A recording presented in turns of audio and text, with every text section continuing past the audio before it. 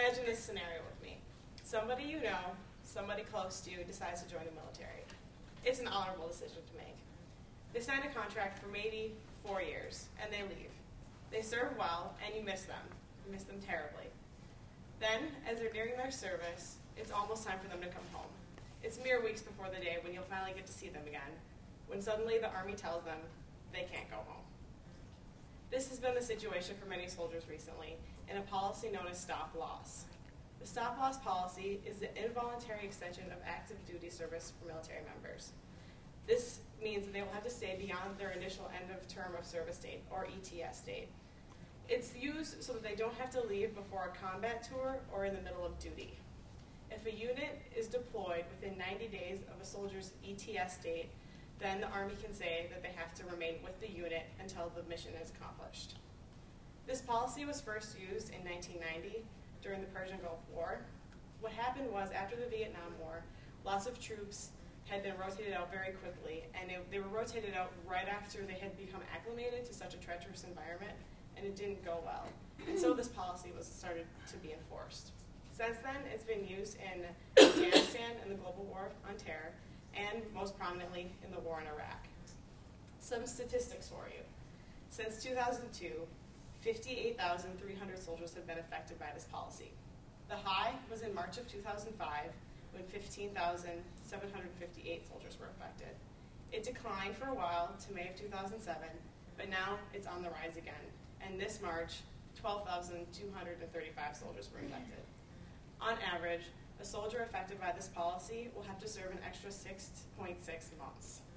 And the classes mostly affected are sergeant through sergeant first class. The reason why we need this policy right now is because our nation needs a bigger army.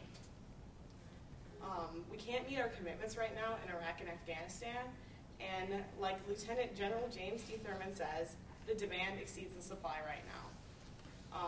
One representative from Pennsylvania said, "We don't have the individual in terms of quality or quantity to take the next individual's place so that he can finish his tour and go home." So many feel like the policy is necessary right now because we don't want to be sending inadequately trained soldiers or unprepared units into war. Many soldiers feel that experienced soldiers are necessary in these types of battles, and a company can be hurt if soldiers are pulled out too soon.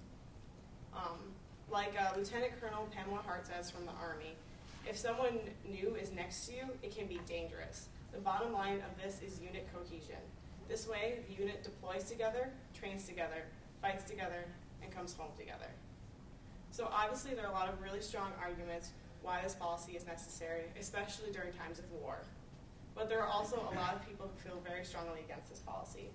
It is proven to hurt morale a lot. If a soldier feels like they're about to go home and then all of a sudden they can't go home, they're very disappointed, and it can cause a lot of mental problems.